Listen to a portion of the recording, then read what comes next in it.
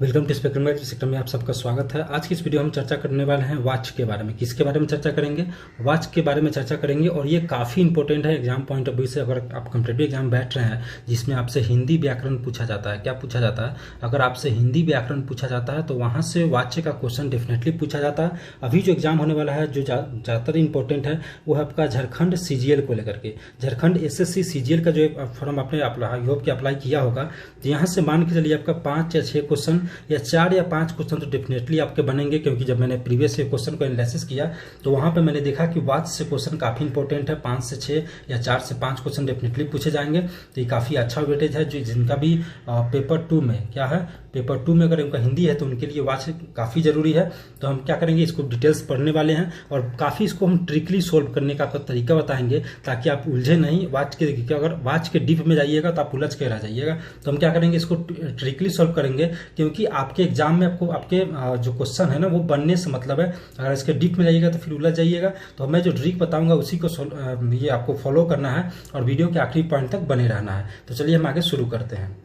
तो देखिए वॉच की हम बात करेंगे और वॉच की अगर हम डिफिनीशन की बात करें, हालांकि ज़्यादा तो इंपॉर्टेंट नहीं है डिफिनीशन आपके लिए, लेकिन फिर भी मैं आपको बता देता हूं कि क्रिया के जिस रूप से यह ज्ञात हो कि उससे प्रयोग का आधार क्या है, कर्ता है, कर्म है या भाव है। ये ध्यान रखिएगा, वॉच में आपको यहीं पे ध्यान देना है, कर्ता पे, कर्म पे और भाव पे। अगर किसी सेंटेंस में ये ज्ञात हो रहा हो कि उसके प्रयोग का जो आधार है ना वो क्या है, कर्ता है, कर्म है या भाव है, उसे ही हम वॉच करते हैं। देखिए वॉच जो है ना एक तरीके से ये वाक्य का ही प्रकार है। क्या है?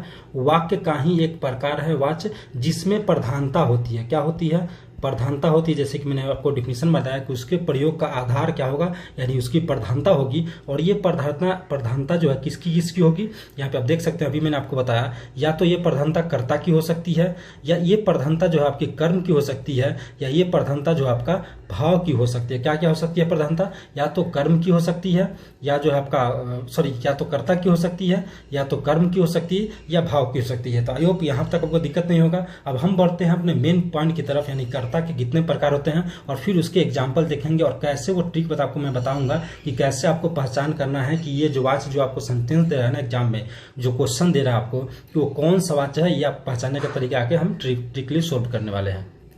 ओके, अगर हम बात करें कि वॉच के कितने प्रकार होते हैं तो वॉच के 3 प्रकार होते हैं। और ये कौन कौन से प्रकार होते हैं? पहले अगर प्रकार की मैं बात करूं तो ये आपका होता है कर्तवाच। क्या होता है?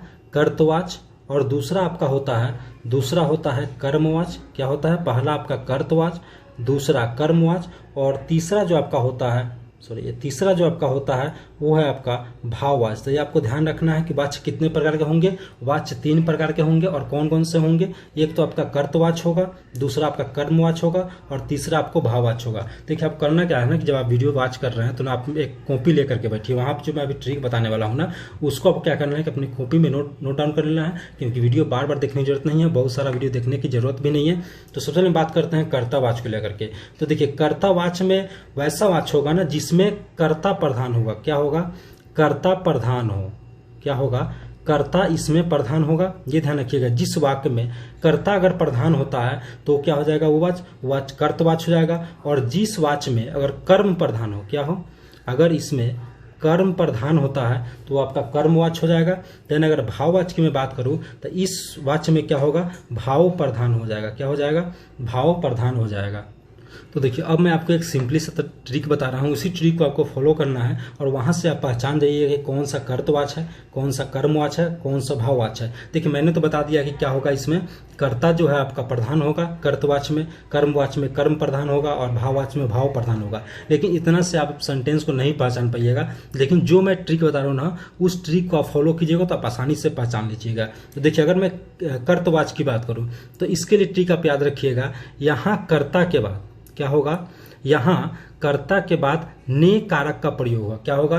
ने कारक का प्रयोग होगा। यानी जिस भी वाक्य में अगर आपको कर्ता के बाद ने कारक दिख जाए ना तो आप समझ जाइए कि वो क्या है, कर्तवाच है। या कर्ता के बाद जो है आपका शून्य प्रयोग होगा। शून्य का कहने का अर्थ ये होगा कि यहाँ पे कोई कर्ता के बाद कोई कारक नहीं होगा। ये ने क्या है, यहाँ पे ने जो है आपका कारक है। क्या है? ने जो है आपका कारक है। यानी कर्ता के बाद ने कारक अगर प्रयोग होता है तो वो कर्तवाच होगा। या कर्ता के बाद शून्य होता है यानी कोई भी कारक का प्रयोग नहीं होता है तो वो भी आपका क्या हो जाएगा, कर्तवाच हो जाएगा। फिर हम आगे बढ़ेंगे ना तो वहां पे जब इसके एग्जाम्पल को देखेंगे तो वहां से आपको आसानी से समझ में आ जाएगा।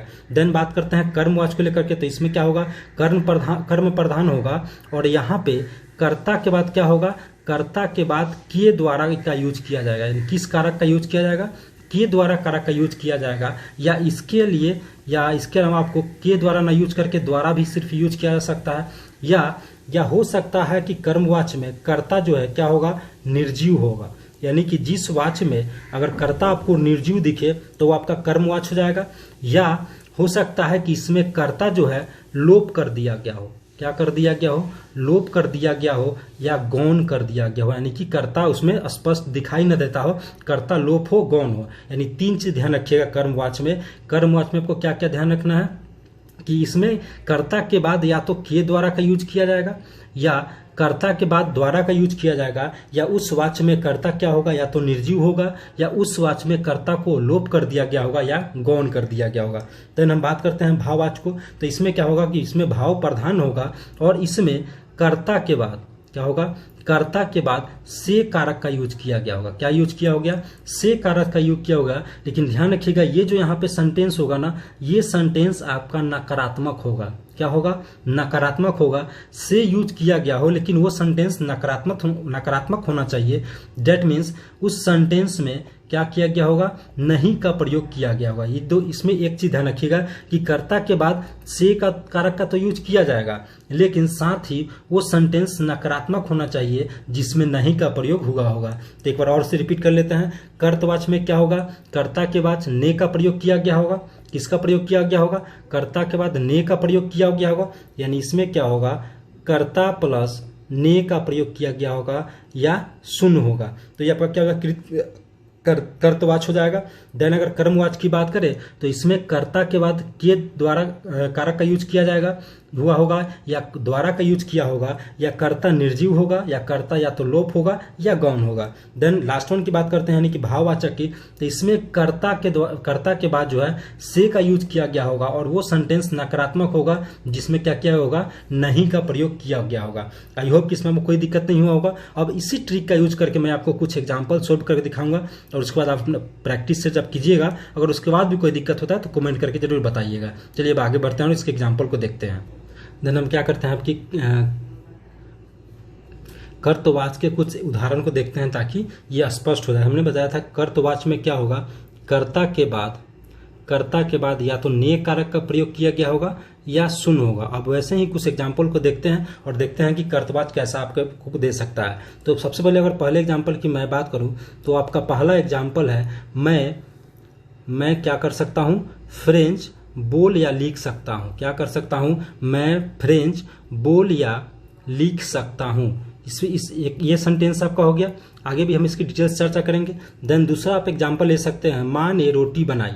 माँ ने रोटी बनाई, क्या बनाई, माँ ने रोटी बनाई। देन इसके बाद अगर नेक्स्ट एग्जांपल की हम बात करें, एक और एग्जांपल ले लेते हैं, जैसे सीमा किताब पढ़ती है। क्या करती है, सीमा किताब पढ़ती है। एक और एग्जाम्पल हम ले लेते हैं ताकि बेहतर तरीके से समझ में आ जाए। अगर चौथे एग्जाम्पल की हम बात करें तो आपका चौथा एग्जाम्पल हो सकता है, सोहन बाजार जा रहा है। क्या कर रहा है, सोहन बाजार जा रहा है। और एक और एग्जाम्पल हम पांचवा एग्जाम्पल ले लेते हैं जिसमें हम ये रखते हैं कि बच्चों ने क्या किया, बच्चों ने खाना खाया। बच्चों ने खाना खाया। अब इस एग्जाम्पल को हम समझेंगे कि जब मैंने जो ट्रिक बताया था उस एग्जाम्पल पर इसको फिट बनाने की कोशिश करेंगे। पहला मैंने कहा था कि कर्ता के बाद या तो ने कारक होगा या क्या होगा कि कर्ता के बाद शून्य होगा, यानी कर्ता के बाद कोई कारक नहीं होगा। अगर आप पहले वाले लाइन को देखिए तो यहाँ पे जो कर्ता है, यहाँ पे आप कर्ता अगर फाइंड आउट करेंगे तो यहाँ पे आपको यानी देखिए फ्रेंच कौन बोल लिख सकता है, तो मैं, यानी यहाँ पे क्या है कि मैं करता है। अगर मैं के बाद देखेंगे तो आपका यहाँ पे फ्रेंच आया है और मैं के बाद यहाँ पे कोई कारक नहीं आया है, यानी यहाँ पे क्या है, यहाँ पे शून्य है। यानी देख सकते हैं कि मैंने कहा था कि कर्ता के बाद शून्य होगा तो आपका क्या हो जाएगा, कृतवाच हो जाएगा। देन नेक्स्ट हम देखते हैं, यहाँ पे कर्ता जो है आपका माँ है और माँ के बाद अगर आप देखिएगा तो ने कारक आया है। क्या आया है, ये आपका ने जो है ये आपका कारक है और माँ जो है ये आपका कर्ता है। यानी काम, रोटी बनाने का जो काम है वो कौन कर रही है, माँ कर रही है, तो माँ जो है कर्ता हो गई और ने जो है ये आपका कारक हो गया। डैट मीन्स ये भी आपका क्या हो गया, कर्तवाच हो गया, क्या हो गया, कर्तवाच हो गया। देन एक और एग्जांपल देखते हैं, सीमा किताब पढ़ती है, क्या करती है, सीमा किताब पढ़ती है। तो सीमा यहाँ पे कर्ता है और कर्ता के बाद यहाँ देखिएगा तो यहाँ पे आपका शून्य है, यानी क्या है, यहाँ पे आपका शून्य है, यानी कोई कर्ता यूज नहीं किया गया है, सॉरी कोई कारक यूज नहीं किया गया है। डेट मीन्स ये भी क्या हुआ, ये भी कर्तवाच हो गया। सोहन बाजार जा रहा है, इसमें कर्ता कौन है, तो यहाँ पे कर्ता जो है आपका सोहन है और सोहन के बाद देखिएगा तो यहाँ पर भी क्या किया गया है, कोई भी कारक यूज नहीं किया गया, यानी कि यहाँ पे शून्य यूज किया गया है। डेट मीन्स ये भी क्या हुआ, ये भी जो है आपका, ये आपका कर्तवाच हो गया। देन लास्ट वन देखते हैं, बच्चों ने खाना खाया। यहाँ पे कर्ता जो है आपका बच्चा है और कर्ता के बाद क्या यूज किया गया है, ने यूज किया गया है, यानी ने यहाँ पे क्या है, कारक है और बच्चा जो है यहाँ पे कर्ता है। तो मैंने कहा था कि कर्ता के बाद कर्ता और प्लस ने अगर आ जाता है तो वो क्या हो जाएगा, आपका कर्तवाच हो जाएगा, यानी ये सेंटेंस भी आपका कर्तवाच हो गया। तो ऐसा अगर एग्जाम में आपको देता है तो आई होप कि आपसे मिस नहीं होना चाहिए। फिर हम आगे बढ़ते हैं और कर्मवाच को देखते हैं। देन नेक्स्ट देखते हैं हम कर्मवाच, किसको देखते हैं, कर्मवाच को लेकर। मैंने बताया था आपको कर्मवाच में कि इसमें कर्ता के बाद क्या होगा, कर्ता के बाद या तो के द्वारा का यूज किया गया होगा या आपका द्वारा का यूज किया गया होगा या कर्ता को क्या किया गया, या तो कर्ता को लोप कर दिया गया होगा या गौण कर दिया गया होगा, या हो सकता है कि कर्ता जो है आपका निर्जीव है। यानी इसको आप फॉलो कीजिएगा तो आप यहाँ से पहचान सकते हैं, ये ट्रिक को अगर आप फॉलो करते हैं तो ये पहचान सकते हैं कि कौन सा वाच्य जो है कर्मवाच है। देन हम शुरू से पहला एग्जाम्पल देखते हैं। पहला एग्जाम्पल है, किसान के द्वारा खेत जोता गया है, यानी इसमें मैंने क्या कहा था कि कर्ता के बाद के द्वारा यूज होगा। तो देखिए किसी भी सेंटेंस में सबसे पहले आपको फाइंड आउट करना होगा कि कर्ता कौन है। तो यहाँ जो काम हो रहा है ना खेत जोतने का, ये खेत जोतने का काम कौन कर रहा है, तो आप सिंपल सा अगर इससे अगर आप क्वेश्चन करते हैं इस सेंटेंस से कि कौन किसके द्वारा खेत जोता गया, तो आपको जवाब मिलेगा कि किसान के द्वारा खेत जोता गया। डेट मीन्स किसान यहाँ पे क्या हो गया, किसान यहाँ पे कर्ता हो गया। और मैंने कहा था कि कर्ता के बाद के द्वारा या कर्ता को गौण किया जाएगा, लेकिन कर्ता यहाँ पे गौण नहीं है और कर्ता निर्जीव भी नहीं है क्योंकि किसान निर्जीव नहीं होता। और यहाँ पे देखिएगा तो कर्ता के बाद कारक का यूज किया गया और वो कारक है आपका के द्वारा। ये क्या है, ये आपका कारक है, यानी के द्वारा यूज किया गया, यानी कर्ता के बाद के द्वारा कारक का यूज किया गया। डेट मीन्स ये आपका कर्मवाच हो गया। देन नेक्स्ट देखते हैं, हलवाई के द्वारा मिठाइयाँ बनाई जाती है। मैंने कहा था जब इसी सेंटेंस से आप क्वेश्चन करेंगे कि मिठाइयाँ किसके द्वारा बनाई जाती है, तो हलवाई के द्वारा बनाई जाती है और ये कर्ता आपका हो गया। और कर्ता के ठीक बाद क्या किया गया है, यहाँ पे के द्वारा यूज किया गया है। डेट मीन्स ये भी जो है आपका, ये भी आपका कर्मवाच हो गया। देन नेक्स्ट देखते हैं, मोहन के द्वारा पत्र लिखा जाता है। किसके द्वारा, मोहन के द्वारा पत्र लिखा जाता है। तो मोहन यहाँ पे कर्ता हो गया और यहाँ पे देखिए के द्वारा का यूज किया गया है, तो ये आपका क्या हो गया, ये भी आपका कर्मवाच हो गया। देन मैंने एक और एग्जांपल आपको मैं बताता हूँ कि द्वारा कहाँ पे लिखा जाएगा। जैसे मान लेते हैं एक और एग्जांपल ले लेते हैं। अगर एक एग्जांपल दे देगा कि सीमा द्वारा, किसके द्वारा, सीमा द्वारा कढ़ाई की जाती है, कढ़ाई की जाती है, कढ़ाई की जाती है। तो इसमें देखिएगा तो सीमा इसमें कर्ता हो गई और यहाँ पे इसके बाद क्या यूज किया गया है, कारक यूज किया गया है द्वारा। तो यानी ये सेंटेंस भी आपका कर्मवाचक हो गया। देन नेक्स्ट देखते हैं, पेड़ लगा दिए गए और पत्र भेज दिया गया और पतंग उड़ रही है। अगर इसमें आप अगर कर्ता को फाइंड आउट करते हैं तो यहाँ पे देखिए, अगर इस सेंटेंस को आप देखते हैं पतंग उड़ रही है, तो इस सेंटेंस में पतंग जो है उड़ रही है। देखिए पतंग क्या है, पतंग तो सजीव है नहीं, ये क्या है, पतंग आपका निर्जीव है। क्या है, पतंग आपका निर्जीव है क्योंकि पतंग खुद ब खुद तो उड़ेगी नहीं, उसे उड़ाने के लिए या तो कोई मनुष्य उड़ा रहा होगा या हवा उड़ा रही होगी। देन नेक्स्ट वाले को देखते हैं, पत्र भेज दिया गया। पत्र भी यहाँ पे सजीव तो है नहीं कि खुद ब खुद चल के चला जाएगा, पत्र किसी न किसी के द्वारा भेजा गया होगा, तो यहाँ पे भी निर्जीव हो गया। देन नेक्स्ट देखते हैं, पेड़ लगा दिए गए। इसमें अगर देखिएगा तो ये आपका सजीव तो है, तो मैंने एक और चीज कहा था कि यहाँ पे कर्ता जो है आपका गौण होगा या लोप होगा, यानी इसमें कर्ता जो है आपको गौण कर दिया गया है, लोप कर दिया गया है, तो ये भी आपका कर्मवाच हो गया। एंड देन इसको आप अगर देखते हैं तो यहाँ पे आपको कर्ता जो है निर्जीव के रूप में यूज किया गया है, तो यहाँ पे भी आपका ये दोनों भी है कर्मवाच हो गया। आई होप कि इसमें कर्मवाच में आपको कोई दिक्कत नहीं होगा। देखिए कहीं पर भी कोई दिक्कत है तो करना क्या है, कमेंट सेक्शन में जाना है और उस वहां पे जब आपको दिक्कत होगा वहां पे लिख देना है। नेक्स्ट वीडियो में स्पेशल वीडियो बना करके आपके प्रॉब्लम को सोल्व कर दिया जाएगा। फिर आगे बढ़ते हैं और भाववाचक देखते हैं। देन लास्ट वन देखते हैं, भाववाच क्या देखते हैं, भाववाच देखते हैं। तो मैंने कहा था कि भाववाच में जब मैं आपको ट्रिक बता रहा तो मैंने बताया था कि कर्ता के बाद से कारक का यूज किया जाएगा, लेकिन ये सेंटेंस जो होगा क्या होगा, नकारात्मक होगा। डैट मीन्स यहाँ पे क्या यूज हुआ होगा, नहीं यूज हुआ होगा। ऐसे ही कुछ एग्जांपल को देखते हैं, जैसे यहाँ पे देखिए मरीज से उठा नहीं जाता, यहाँ पे कर्ता कौन है, तो मरीज कर्ता हो गया, मरीज कर्ता हो गया, और से जो है आपका ये आपका कारक हो गया। डेट मीन्स कर्ता अब प्लस कारक से यूज हुआ।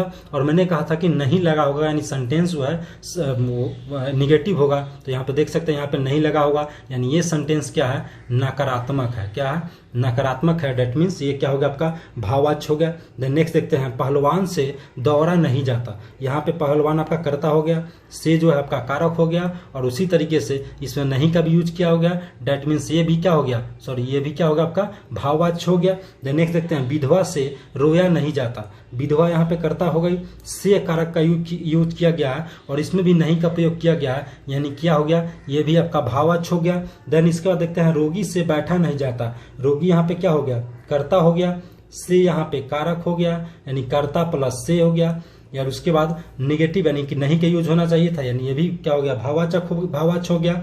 बालक से पढ़ा नहीं जाता। बालक क्या है, यहाँ पे कर्ता है, और से की अगर बात करें तो से आपका क्या है, कारक है, और यहाँ पे सेंटेंस को क्या यूज किया गया है, नकारात्मक यूज किया गया है। तो ये भी सेंटेंस क्या हो जाएगा, आपका भाववाच्य हो जाएगा। क्या हो जाएगा, भाववाच्य हो जाएगा। तो आई होप कि मैंने तीनों जो ट्रिक बताया उससे आप आसानी से किसी भी एग्जाम को क्रैक कर सकते हैं। इसके अलावा भी अगर कोई क्वेश्चन हो, कोई क्वेरीज हो तो कमेंट सेक्शन में जरूर लेना है, और हाँ वीडियो को फुल वॉच करना है। साथ ही जब हम नेक्स्ट जब इसी से रिलेटेड जब नेक्स्ट वीडियो आएगी तो उसमें हम क्या करेंगे, जितने भी क्लासेस हो चुके हैं ना उसके कुछ क्वेश्चन को हम लोग प्रैक्टिस करेंगे। क्या करेंगे, कुछ क्वेश्चन को प्रैक्टिस करेंगे, और वह आपका एमसीक्यू फॉर्मेट में एक टेस्ट सीरीज जैसा होगा। जैसे ही कुछ और चैप्टर आ जाते हैं, 2-4 और चैप्टर, तो इसमें हम क्या करेंगे, एक एमसीक्यू सेट का सीरीज लॉन्च होगा 1-2 करके, और वो अलग अलग सब्जेक्ट वाइज होगा। जैसे मैं हिंदी के, जैसे कि अगर आपने पिछले वीडियो नहीं देखा होगा तो हिंदी में पिछला वीडियो जो आया था वो आपका आया था तत्सम और तद्भव को लेकर। क्या आया था, तद्भव और तत्सम, जो कि इस एग्जाम के लिए यानी झारखंड एसएससी के लिए काफी इंपॉर्टेंट है, उससे रिलेटेड आया था। अगर उसको भी आपने वॉच नहीं किया तो उसको भी वॉच कर लीजिएगा। उसका लिंक जो है इस वीडियो के डिस्क्रिप्शन मिल जाएगा। साथ ही इसके अलावा टेलीग्राम ग्रुप जो है आप जरूर ज्वाइन कीजिएगा। वहां पे आपको डेली का करंट अफेयर, एमसीक्यूज, इसके अलावा जो भी न्यूज एनालिसिस है आपको वो मिलता चलेगा। जो भी मतलब आपके एग्जाम के लिए इंपॉर्टेंट है वो सारी चीजें टेलीग्राम ग्रुप में मिल जाएगा। इसका भी लिंक आपको इस वीडियो के डिस्क्रिप्शन में मिल जाएगा। तो वहां से आप उसको क्या करेंगे, उसको ज्वाइन कर लेंगे, और जो भी कोई क्वेश्चन हो, क्वेरीज होगा तो टेलीग्राम ग्रुप में भी आप वहां पे कमेंट करके पूछ सकते हैं। Thank you for watching. मिलते हैं नेक्स्ट वीडियो में नेक्स्ट टॉपिक।